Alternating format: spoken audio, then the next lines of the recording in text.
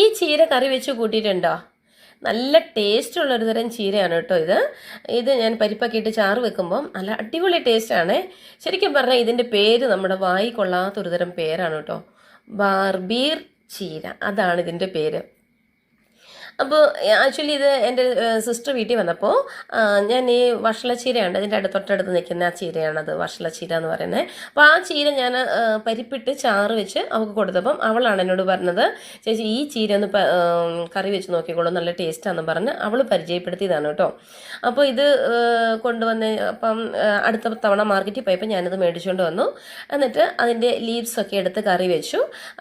പിന്നെ അതിൻ്റെ തണ്ട് എടുത്ത് ഇതുപോലെ ഞാൻ നട്ടു വെച്ചു കേട്ടോ. നട്ടു വെച്ചപ്പം പല സ്ഥലത്തായിട്ട് മാറി മാറി അങ്ങ് നട്ടു വെച്ചു. കാരണം എന്ന് വെച്ച് കഴിഞ്ഞിട്ടുണ്ടെങ്കിൽ ഒരിടത്ത് പിടിച്ചില്ലെങ്കിൽ മണ്ണ് എല്ലായിടത്തെയും ഒരുപോലെ ആവില്ലല്ലോ. അപ്പം ഒരിടത്ത് പിടിച്ചില്ലെങ്കിൽ മറ്റൊരിടത്തുനിന്ന് പിടിച്ച് വരട്ടെ എന്ന് വിചാരിച്ചിട്ട് തന്നെയാണ് കേട്ടോ നട്ടു വെച്ചത്.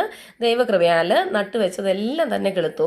അപ്പോൾ ഇതിൻ്റെ തണ്ട് പറിച്ച് മാറ്റി വെച്ച് കുഴിച്ച് വെച്ച് കഴിഞ്ഞിട്ടുണ്ടെങ്കിൽ അത് എല്ലാം നല്ലപോലെ കിളുത്ത് വരും കേട്ടോ. അപ്പോൾ അങ്ങനെ കിളുത്ത് വന്നു കഴിഞ്ഞിട്ടുണ്ടെങ്കിൽ നമുക്ക് നല്ലപോലെ ഇതിനകത്തുനിന്ന് വിളവ് കിട്ടും. നമുക്ക് ആവശ്യത്തിലേറെ വിളവ് പല തവണയായിട്ട് നമുക്ക് ഇതുപോലെ മുറിച്ചെടുക്കാനായിട്ട് സാധിക്കും കേട്ടോ. ഞാനിത് പല സ്ഥലങ്ങളിലായിട്ട് മാറ്റി മാറ്റി കുഴിച്ച് വെച്ചതാണേ. അപ്പോൾ ഇതിൻ്റെ പൂവാണേ കണ്ടോ, ഒരു തരം മഞ്ഞ പൂവാണ് കേട്ടോ ഇതിനുള്ളത്. ഇത്രയും ലീവ്സ് എനിക്ക് ഇന്നത്തെ ചീര കിട്ടിയിട്ടുണ്ട്.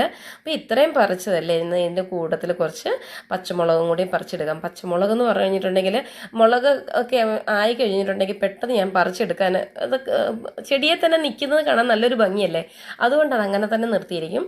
പക്ഷേ അങ്ങനെ നിർത്തിയതെല്ലാം പഴുത്തു. ഇനി വേഗം പറിച്ചെടുത്ത് നമുക്ക് കറിയാക്കിയേക്കാം. അങ്ങനെ ഇന്നത്തെ ആവശ്യത്തിനുള്ള ചീരയും മുളകും ഒക്കെ ആയിട്ടുണ്ട്.